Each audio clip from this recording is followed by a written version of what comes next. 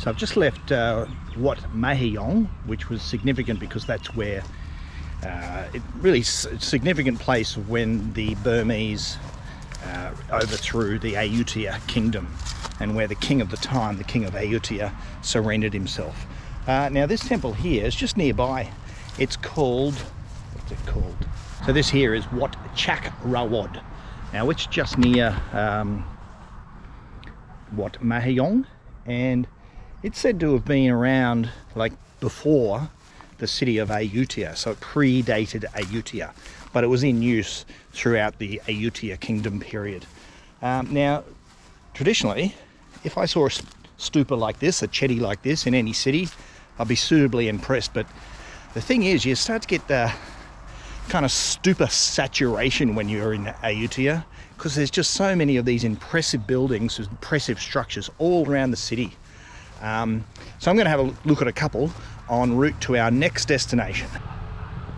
So you see a lot of completely ruined Buddha images. So this one here has been destroyed and scattered.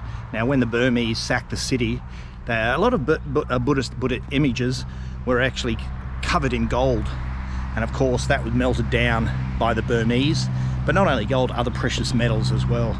So you'll see a lot of evidence of this, and it's just being left kind of the way it was. But sad thing is, there was kind of two waves of destruction in Ayutthaya, the old city. The one was with the Burmese, and the second one was a lot of looting. This was post Ayutthaya period as well.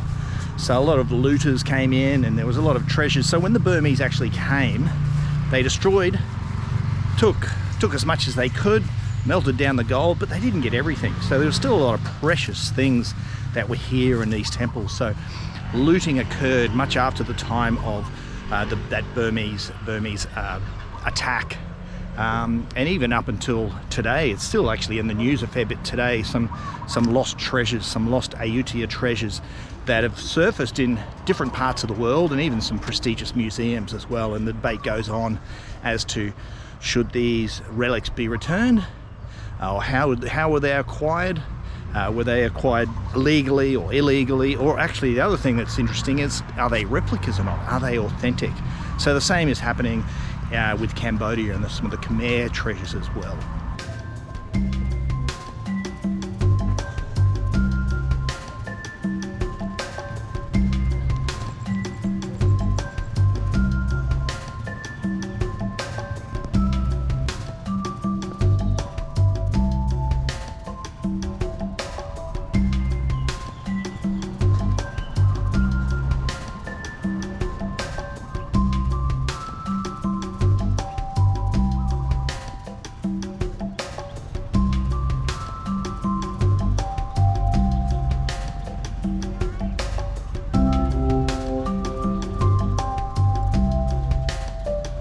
This here is the main ubosot, and you know it's a ubosot, which is an ordination hall, because they have these semi-stones around them.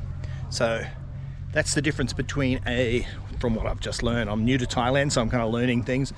These semi-stones that designate the difference between a vihara, which is a prayer hall, and an ubosot, which is an ordination hall. So as you can imagine, so these are the semi-stones that are placed around. So back when this was built, this is where the walls were, and this was the hall and the roof. So traveling around Ayutthaya, these ancient ruins, it helps to kind of have an active imagination, so you can imagine what the walls were like and what it was like back in the day when people were actually walking around here. So at the front of this ubosot was this magnificent, massive reclining Buddha. Now I'm here in the late afternoon. If we were to wait a bit longer, we could see this sun setting over in front. So it's the Buddha is watching the sun going down, which is kind of a little bit unusual for the Buddha to be facing the sunset, the west.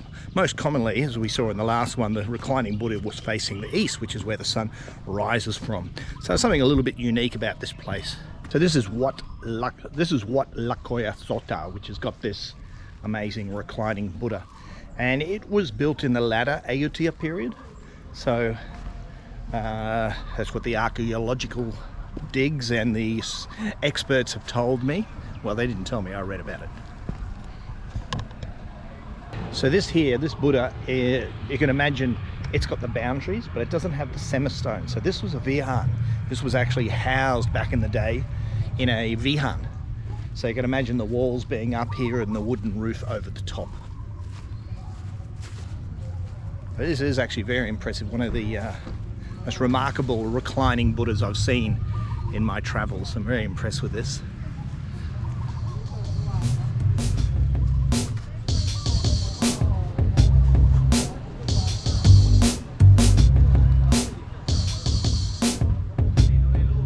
So this is a magnificent outdoor reclining Buddha. Now on to the next stop,